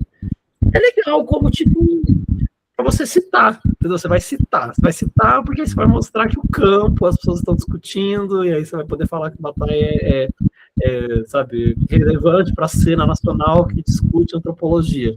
Só que, tipo, se você não pegar o texto mesmo e discutir, é um quiprocó, assim, é um negócio super básico, tá falando lá, a experiência do... Mas, tipo assim, vamos discutir na moral o que Bataille tá falando. Você pega umas passagens, tem um antropólogo que fica com o revertério, assim, entendeu? Tanto que a maioria que tenta discutir ele não gosta. Eu acho que é triste, inclusive, porque tem muita coisa interessante que pode ser discutida. Assim. A minha proposta meio do mercado, inclusive, era um pouco assim: o Bataille que nos interessa como antropólogos não é esse Bataille que fica falando do primitivo. Assim, se a gente ficar atento a esses termos, assim, a gente vai ficar feliz. Mas assim, o lugar onde ele chega com a reflexão dele é muito interessante para a antropologia de hoje, assim, sabe? Esse lugar do dispêndio é muito importante. A reflexão que faz sobre o mito tem que fazer. Assim.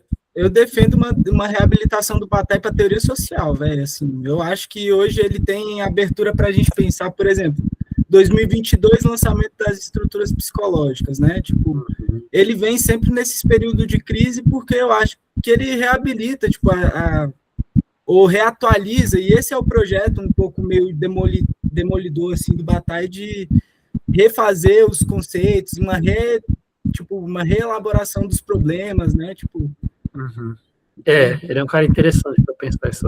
Um ponto que tem nesse livro aí do Charrier é que eles fizeram um levantamento de obras, né?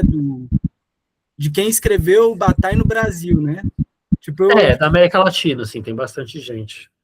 Eu fiz um levantamento assim, aí depois eu fui ver que tinha isso aí, velho. Porra, velho. Só que aí tu vê que, tipo, não tem uma cola mesmo, velho, que faz com que tu tenha uma leitura, tipo, brasileira de Bataille. Tipo, sei lá, E eu acho que ele dá as margens pra gente pensar, tipo, teoria na periferia, uns bagulho assim, tipo... Dá super. Não só ele, acho que a galera em torno dele, assim, eu acho que é muito legal pensar o que estava rolando, assim, né? Enfim, mas depois ele termina brigado com todo mundo, pô. Você me pergunta se ele era um cara legal ou insuportável. Eu acho que o bicho era difícil, né? Não tem como descrever. Teve umas 4 esposas, né? O cara tipo o Ross do Friends. Assim. Chato ele não era, pô. Na moral. Não era, com certeza não. Desculpa, você tinha falado alguma coisa? Está aí? Oh, meu Deus. Não lembro. Eu ia falar alguma coisa do Experiência Exterior, não lembro. Experiência Exterior não, você estava falando do Teoria da Religião. Eu acho que é um ótimo livro, assim, para tentar pensar no sentido antropológico, né? Porque ele meio que está trazendo ali uma perspectiva quase que uma coisa meio perspectivista, né? Até, tipo, de tentar trazer o animal, quando ele fala, né? O animal é como a água na água, né? Então, nesse sentido da imanência, da animalidade, da imanência, e aí tem toda essa coisa da negatividade da produção, do trabalho, da produção, constituir a consciência de si a partir da negatividade. Acho que é que tem também essa treta, né? Entre perspectivismo, essa galera que geralmente perspectivismo vinculado a Deleuze, e aí não curtem muito nessa leitura meio hegeliana. Então, É muito difícil aproximar esses caras com Hegel, assim. acho que entra um pouco nessa dificuldade de querer adentrar algo para além esse preconceito com Hegel, vamos dizer assim, né? Que a galera muito vinculada a Deleuze tem. Mas, enfim, acho que isso é outro tópico, na grande realidade. Mas eu acho que seria uma boa, assim, para a gente estudar o teoria da religião, porque eu acho esse é o meu livro favorito dele, assim, dele. Tudo que eu já li, assim, pelo menos, eu acho que é muito bonito, assim, a forma como ele escreve. Eu acho que é o livro, para mim, que eu acho que mais, tipo, organiza a mitologia Bataille, assim, sabe? Tipo, ele fala, tá, o universo começa aqui. Aí ele, tipo, é o fenomenologia do espírito do Bataille, assim, sabe? Tipo, vamos começar do zero. Aí ele começa, tipo, pá. Cara, eu sinto que, honestamente, eu só entendi a teoria a parte maldita depois que eu li a teoria da religião, assim, porque se não é isso, ele é a parte maldita, você acha que é um livro de economia política, assim, só. Só que não é, né? Não é mesmo. Enfim, mas tem vários paralelos que eu acho muito interessante. Essa noção de economia libidinal, economia política, né? Acho que o Bataille, ele traz... A parte maldita, para mim, na minha concepção, o primeiro grande livro de economia libidinal, assim. Quer dizer, né? Tirando as obras do Freud também, que em algum nível... Eu acho que ele já faz isso nas estruturas, que é um pouco anterior, né? Tipo, ele pensa ali junto, ele escreve no mesmo ano a noção de dispêndio, já pensando a parte maldita, né? Como projeto grande das 3 obras. E aí eu acho que ali ele já dá a base depois até do Lyotard, assim, porque o Lyotard dá uma lida no Bataille para pensar isso aí de economia libidinal, né? Aí tem o Klossowski também, né? A moeda viva, para mim, a moeda viva, ela é meio que uma... sei lá, é como se fosse um passo além até da parte maldita, assim, que ele vai falar da questão da produção do objeto de uso e o fantasma, né, da tentativa de capturar o fantasma. Eu acho isso que inspirou, inclusive, o antiético, né, que já passa para essa outra geração, né. Ele é meio que um intermediário aí entre o Bataille e o Deleuze, né, nesse sentido de pensar a economia libidinal mesmo. Eu acho a moeda viva, inclusive, outro muito interessante, assim, para pensar. Que ele vai também entrar nessa questão da produção, da repetição, dos modos de produções, e aí ele vai mobilizar muito o Sade também, né, que ele viu, tem toda aquela coisa da manufatura, né, então, tipo, Sade viveu no momento ainda da manufatura nascente, e tem toda aquela coisa dos personagens de Sade que são sempre frios e impõem a dinâmica da perversão sobre eles, enfim. Mas só... Mas esse Moeda Viva é do Clausewitz, né? Do Klossowski, do Pierre Klossowski. Uhum. Legal. Mas eu acho que esse livro da teoria da religião, e aí é o que tu tinha falado, termina com consciência de si, porque eu acho que ele está tentando fazer essa, tipo, o que é a humanidade dentro da natureza, assim, tipo, sei lá, e também, tipo, uma fenomenologia do espírito, mas uma resposta também à dialética da natureza, saca? Tipo, um negócio meio assim, tipo, eu acho que e eu acho que é uma dificuldade que está na experiência exterior, que é pensar, tipo, essa humanidade cindida, animalidade, humanidade, e então o que seria uma humanidade contaminada, né? Vamos falar assim. Né? É uma boa palavra, assim, tipo. E eu acho que assim, eu acho que é uma boa chave de leitura do texto, né? Tipo, pensar para o Bataille o que seria a figura da humanidade, né? Dali, da teoria da religião, tu sai dali, porque eu acho que ele não abandona as teses ali do Freud, muito menos do Durkheim, da ideia do sagrado como social, né? E aí, tipo, e aí encontra, né, assim, uma espécie de teoria da antropologia humana, uma ontologia, né? Sei lá, o que seria esse lugar do humano na natureza, contaminada ainda por um debate sobre, tipo, também a forma de subjetivação, né? Ou talvez, como ele coloca como consciência de si, é o que coloca também ele em contato com a própria natureza, né? Sei lá, aqueles debates segundo a natureza, essas coisas. Tá? É um bom texto mesmo, bora não. Eu acho que é difícil se tu nunca leu Bataille mesmo. Tu pegar a teoria da religião só de primeira, assim, tu fecha, não volta mais. Tá? O que mais me interessa é quando alguém pergunta de Bataille e fala, é o cara da história do olho. É sempre isso, pô, dá até raiva já. É, aquela peça da Janaína lá, da ECA. Porra, velho, toda vez, mano, é só essa mesmo. Mas aí bora, como que tá sendo a ideia de divulgação de Bataille ao público ou mais de trazer pessoas que já estudam Bataille, assim? Então, começou como um grupo de estudos despretensioso, assim, continua sendo até de certa forma despretensioso, né, porque é isso, né? Estudou Bataille e esses colegas dele ao redor, né, como eu falei, Kossovski, ou até ocasionalmente Blanchot, ou, como eu falei pro Gabriel, né, uma hora ou outra traga um texto do Leirice também, sabe, assim, tipo, essa iniciativa é totalmente válida aqui, sabe, tipo, algo super, super bem-vindo. Inclusive, Fábio, se quiser. Fábio, acho que não tá no grupo ainda, né? Ainda Não, vou botar, a gente tem um grupo do Zap. Legal.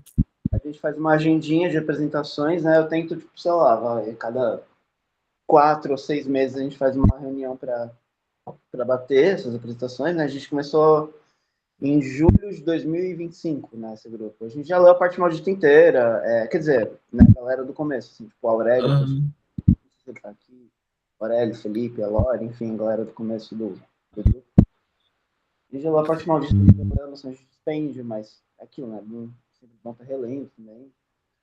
E, enfim, a gente também tem a gente grava os encontros, né, e a gente está colocando no canal do YouTube, né, para deixar ali disponível, tal qual esse, né? E é meio que, assim, quem quiser vir e propor algo é super bem-vindo, sabe? A gente quinzenalmente se reúne aqui. E que é isso, assim. Eu acho que está no momento de estruturação, assim, também, né, Gui? Eu sinto isso, assim, mas eu sinto que está, pô, super frequente, eu acho isso muito impressionante. Realmente, a cada 2 semanas rolam os encontros, toda terça, esse horário. Por exemplo, a maioria das vezes é presencial, né, mas é que hoje o quórum estava pequeno, então a gente fez online, assim, mas dá para fazer híbrido, né, também, botar lá o computador e tal. E acho que é isso, cara. Quanto mais gente você souber que manje ou que seja interessado só, queira colar, eu acho que é muito legal, assim. Vou falar com o pessoal, ver se eles colam também. Tem um pessoal aqui de Brasília, eu falei pro Gabriel, assim, aqui tem... eu tô com um orientador que é o Erivelto, aí por ele já passou 3 pessoas de orientação em Bataille, e tem o Piero Aibin, que aí ele já é da linguística, que ele tem outros 2 orientandos, né? Ver com essa galera, se eles pilhar, tipo, tentar mandar contato, ver se eles colam aí. E aí a gente, assim, legal mesmo, muito massa. Muito legal, muito bom. Pode convidar essas pessoas, com certeza. Aí a gente coloca no grupo e vai explicando como funciona. Enfim, eu te mando tudo certinho depois também. Aí o Gabriel pode adicionar o Fábio no grupo e a gente... Legal. Muito bom, gente. É isso, gente. Então, tá bom. Por hoje, tá bom, né? E semana que vem vai, como, né, a gente pulou uma semana, então a semana que vem, né, vai ter a noção de dispêndio que eu vou apresentar. E aí vamos ver se vai ser híbrido, se vai ser online, né, dependendo de como da disposição da galera. Mas é isso. Valeu, gente, quem você veio.